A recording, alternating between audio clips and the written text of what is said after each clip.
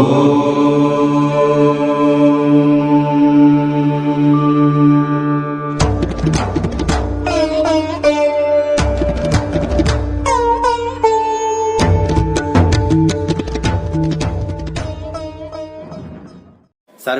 नमो नमः। मैं Deepak Tiwari excellent Sanskrit classes में आप सबका स्वागत करता हूं। एक सूक्ति है जिसमें कहा गया है अनभ्यासे विषम विद्या, अर्थात जो हमारा ज्ञान है अभ्यास के अभाव में हमारा ज्ञान, विद्या, अध्ययन यह विषम हो जाता है। कहने का तात्पर्य यह है कि जो भी हम पढ़ते हैं, जो भी हम अध्ययन करते हैं, यदि हम उसका अभ्यास ना करें तो वह धीरे धीरे लुप्त होता जाता है, हम उसको भूलते चले जाते हैं। इसलिए अध्ययन का अभ्यास अति आवश्यक है। तो आइए आज हम इस वीडियो में करेंगे अभ्यास। किसका? कक्षा 10वीं सामान्य संस्कृत पाठ्य पुस्तक दूरवा का यह तृतीय पाठ है जिसका हम आज अभ्यास करेंगे। पाठ का नाम है महर्षि दयानंद। आइए शुरू करते हैं अभ्यास। अध्याय महर्षि दयानंदः प्रश्नोत्तराभ्यासः। प्रथम अभ्यास है एक पदेन उत्तरम लिखत। इस अभ्यास में दिए गए प्रश्नों के उत्तर हमें एक पद में देना है, अर्थात एक शब्द में हमको इनके उत्तर लिखना है, देना है। तो आइए शुरू करते हैं। प्रथम प्रश्न है दयानंदस्य जन्म कस्मिन् प्रदेशे अभवत्। दयानंद का जन्म किस प्रदेश में हुआ था? इसका उत्तर है गुर्जर प्रदेशे, अर्थात गुजरात प्रदेश में। द्वितीय प्रश्न है दयानंदः कस्मात् बहुविधानि शास्त्राणि अशिक्षत। अर्थात दयानंद ने किससे अनेक शास्त्र सीखे थे? इस प्रश्न का उत्तर है विरजानंदात्, विरजानंद से। तृतीय प्रश्न है महर्षि कस्य स्थापनां कृतवान्। अर्थात महर्षि ने किसकी स्थापना की? इस प्रश्न का उत्तर है आर्य समाजस्य, आर्य समाज की। चतुर्थ प्रश्न है दयानंदः कयोः उन्नत्यै भारतीय संस्कृतेः प्रचारम् अकरोत्। अर्थात दयानंद ने किन दोनों की उन्नति के लिए भारतीय संस्कृति का प्रचार किया? इस प्रश्न का उत्तर है देश समाजयोः, अर्थात देश और समाज की। पंचम प्रश्न है दयानंदस्य चरितं केषां कृते अनुकरणीयम् अस्ति। अर्थात दयानंद का चरित्र किनके लिए अनुकरण करने योग्य है? इस प्रश्न का उत्तर है भारतीयानां, अर्थात भारतीयों के लिए। यहाँ पर आपके एक पदेन प्रश्नों का अभ्यास पूर्ण हुआ। आइए अब चलते हैं अग्रिम अभ्यास एक वाक्येन उत्तरम लिखत की ओर। तो चलिए शुरू करते हैं। प्रथम प्रश्न है दयानंदस्य जन्म नाम किम आसीत्। अर्थात दयानंद के जन्म का नाम क्या था? इस प्रश्न का उत्तर है दयानंदस्य जन्म नाम मूलशंकरः आसीत्। द्वितीय प्रश्न है संन्यास ग्रहणानन्तरं महर्षिः केन नामना प्रसिद्धः। अर्थात संन्यास ग्रहण करने के बाद महर्षि किस नाम से प्रसिद्ध हुए? इस प्रश्न का उत्तर है संन्यास ग्रहणानन्तरं महर्षिः दयानंद सरस्वती इति नामना प्रसिद्धः। तृतीय प्रश्न है महर्षिः केषाम् उद्धाराय सदैव प्रायतत। अर्थात महर्षि ने किनके उद्धार के लिए सदैव प्रयास किया? इस प्रश्न का उत्तर है महर्षिः विधवा अबलानां दलितवर्गाणां गवां च उद्धाराय सदैव प्रायतत। चतुर्थ प्रश्न है दयानंदः केषां प्रचारम अकरोत्। अर्थात दयानंद ने किसका प्रचार किया? इस प्रश्न का उत्तर है दयानंदः चिरोपेक्षित वेदानां प्रचारम अकरोत्। पंचम प्रश्न है दयानंदः कस्य मूर्तिरासीत्, अर्थात दयानंद किसकी मूर्ति थे। इस प्रश्न का उत्तर है दयानंदः सत्यस्य धैर्यस्य ब्रह्मचर्यस्य च मूर्ति आसीत्। यहाँ पर एक वाक्येन उत्तरम लिखत अभ्यास पूर्ण हुआ। अब आइए चलते हैं अग्रिम अभ्यास की ओर। अग्रिम अभ्यास है प्रदत्त शब्दैः रिक्तस्थानानि पूरयत, अर्थात जो शब्द दिए गए हैं उन शब्दों से चुनकर रिक्त स्थानों की पूर्ति करना है। तो शब्द यहाँ ऊपर देखिए कोष्टक में लिखे हुए हैं। अविद्यांधकारात् संन्यासं गृह्णात् यशः दुखानि वेदान, इन शब्दों से ही रिक्त स्थानों की पूर्ति करनी है। तो चलिए शुरू करते हैं रिक्त स्थानों की पूर्ति। प्रथम वाक्य है महर्षिः पूर्णानंद सरस्वती सकाशात् रिक्त स्थानम। यह पूर्ण वाक्य इस तरह से बनेगा, महर्षिः पूर्णानंद सरस्वती सकाशात् संन्यासं गृह्णात्।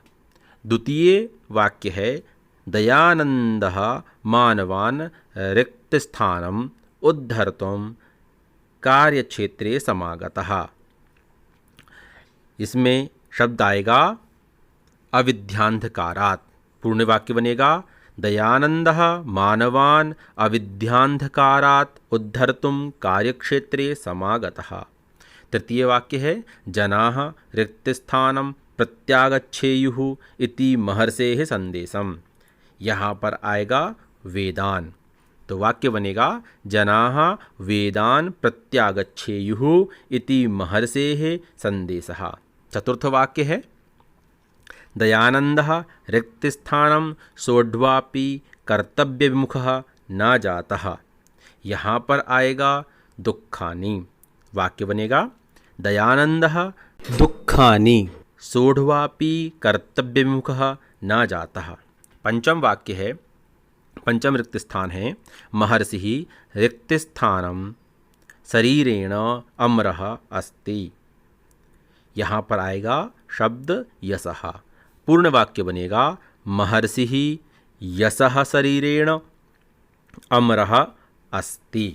इस प्रकार आपका यह रिक्त स्थान पूर्ति अभ्यास भी पूर्ण हुआ। अग्रिम अभ्यास है यथा योग्यम योजयत। यहाँ पर हमें शब्दों का मिलान करना है। ह्रस्व आ और दीर्घ आ, यहाँ पर दो वर्गों में शब्दों को विभक्त किया गया है। ह्रस्व आवर्ग के शब्दों को दीर्घ आवर्ग के शब्दों में हमें मिलाना है। तो आइए शुरू करते हैं। प्रथम है दयानंदस्य जन्म 1824 ईस्वीये वर्षे। द्वितीय है महर्षिणा प्रकाशिता वैदिक ज्योतिः। तृतीय है प्रथम स्वातंत्र्य भावना दयानंदेन जागरिता। चतुर्थ है महर्षिः पाखंडोन्मूलनाय संपूर्ण देशे बभ्राम। पंचम है दयानंदः विशेषतः अशिक्षत योग पद्धतिम। आइए यथा योग्यम योजयत अभ्यास को एक बार फिर से देखते हैं। दयानंदस्य जन्म 1824 ईस्वीये वर्षे महर्षिणा प्रकाशिता वैदिक ज्योतिः प्रथम स्वातंत्र्य भावना दयानंदेन जागरिता महर्षि पाखंडोन्मूलनाय संपूर्ण देशे बभ्राम दयानंदः विशेषतः अशिक्षत योग पद्धति। यहाँ पर आपका यथा योग्यम योजयत अभ्यास पूर्ण हुआ। अब आइए चलते हैं अग्रिम अभ्यास की ओर। अग्रिम अभ्यास है शुद्ध वाक्यानां समक्षम आम अशुद्ध वाक्यानां समक्षम न इति लिखत, अर्थात शुद्ध वाक्य के सामने सही, आम और अशुद्ध गलत वाक्य के समक्ष ना लिखना है। आइए शुरू करते हैं। प्रथम है कथम अहम अमरो भवेयम इति महर्षिः चिंतयामास। इसका उत्तर है आम। द्वितीय वाक्य है त्र्यशीत्योत्तरा अष्टादशशततमे ईस्वीये वर्षे महर्षिः न दिवंगतः। इसका उत्तर है ना। तृतीय है महर्षेः ख्याति सर्वत्र व्याप्ता अस्ति। आम। चतुर्थ है दयानंदः सामाजिक कुप्रथानां निवारणं कृतवान्। इसका भी उत्तर है आम। पंचम है महर्षि सदृशाः महात्मनः वन्द्या न भवन्ति। इसका उत्तर है ना। इस प्रकार शुद्ध वाक्यानां समक्षम आम, अशुद्ध वाक्यानां समक्षम ना इति लिखत यह अभ्यास पूर्ण हुआ। अब हम चलते हैं अग्रिम अभ्यास की ओर। अग्रिम अभ्यास है उदाहरणानुसारम शब्दानां मूल शब्दम विभक्तिम वचनम च लिखत। अर्थात उदाहरण के अनुसार शब्द के मूल शब्द, विभक्ति और वचन को लिखना है। जैसे यहाँ पर एक उदाहरण दिया हुआ है, जनाः मूल शब्द है, जन विभक्ति है प्रथमा, वचनम है बहुवचनम। इसी प्रकार अधोलिखित शब्दों के भी मूल शब्द, विभक्ति और वचन हमको लिखना है, उनका अभ्यास करना है। तो आइए शुरू करते हैं। पहला शब्द है महर्षि। शब्द का मूल शब्द है महर्षि, विभक्ति है पंचमी और षष्ठी, वचनम बहुवचनम। द्वितीय पद है नर्मदा तीरे। मूल शब्द है नर्मदा तीरम, विभक्ति है सप्तमी, वचनम एकवचनम। तृतीय शब्द है गवाम। मूल शब्द है गो, विभक्ति है षष्ठी, वचनम बहुवचनम। चतुर्थ शब्द है सर्वेषाम। मूल शब्द है सर्व, विभक्ति है षष्ठी, वचनम बहुवचनम। पंचम शब्द है सत्यस्य। मूल शब्द है सत्य, विभक्ति है षष्ठी, वचनम एकवचनम। अग्रिम पद है महात्मानः। यहाँ पर मूल शब्द है महात्मन, विभक्ति है प्रथमा, वचनम बहुवचनम। अग्रिम पद है जनेषु।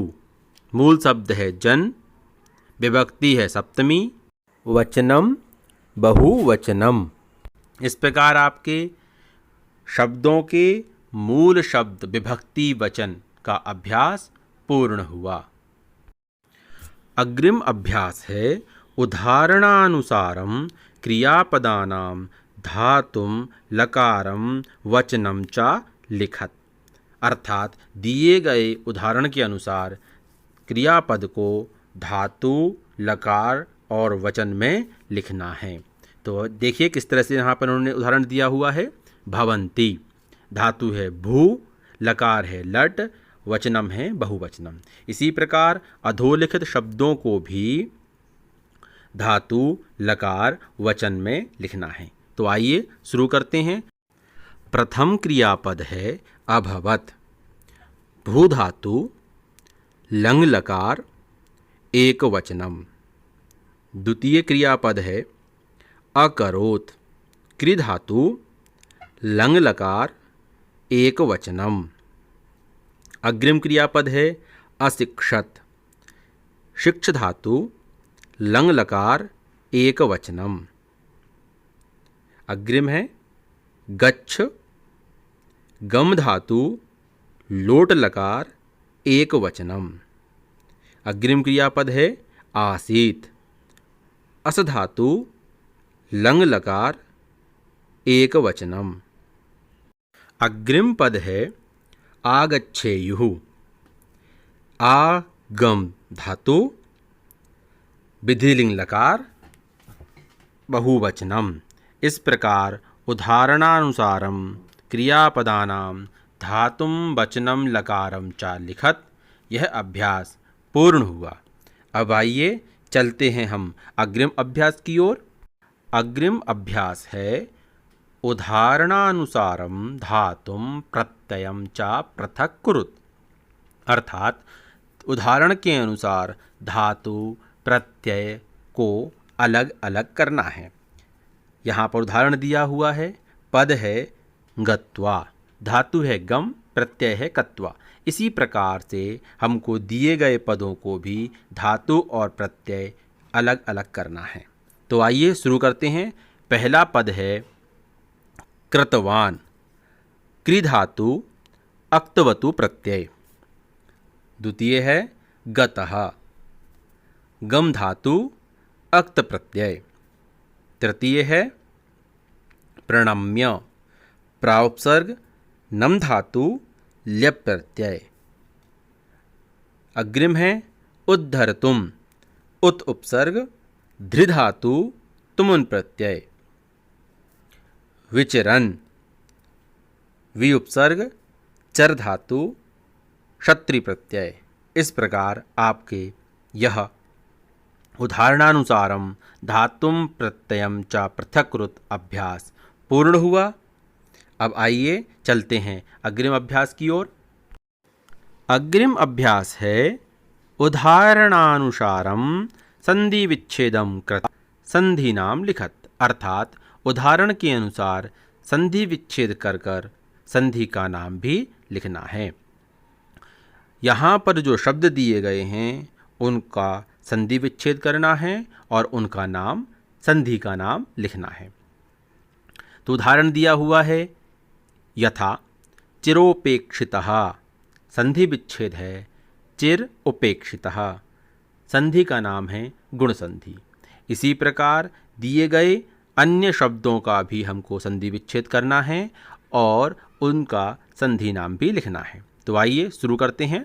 प्रथम है पितृव्योपि, संधि विच्छेद होगा पितृव्यो अपि, संधि है पूर्व रूप संधि। द्वितीय पद है सदैव, संधि विच्छेद होगा सदा एव, संधि का नाम है वृद्धि संधि। तृतीय पद है प्रत्यागच्छेयुः, संधि विच्छेद होगा प्रति आगच्छेयुः, संधि का नाम है यण संधि। चतुर्थ है मूर्तिरासीत, संधि विच्छेद होगा मूर्तिः आसीत, संधि होगी, संधि का नाम होगा विसर्ग संधि। पंचम है महर्षिणास्माकं, संधि विच्छेद होगा महर्षिणा अस्माकं, संधि का नाम होगा दीर्घ संधि। इस प्रकार यह आपका उदाहरणानुसारम संधि विच्छेदम कृत्वा संधि नाम लिखत यह अभ्यास पूर्ण हुआ। इस प्रकार आपका यह तृतीय पाठ महर्षि दयानंद पूर्ण हुआ। आशा करता हूं आप सभी को बहुत अच्छे से यह पाठ समझ आया होगा।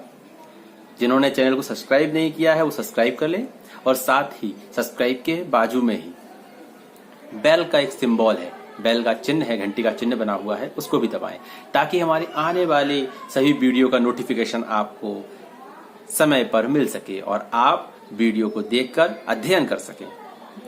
यदि वीडियो अच्छा लगा हो, अच्छे से समझ आया हो तो चैनल को लाइक करें, कमेंट करें और साथ ही अपने मित्रों के साथ शेयर भी करें।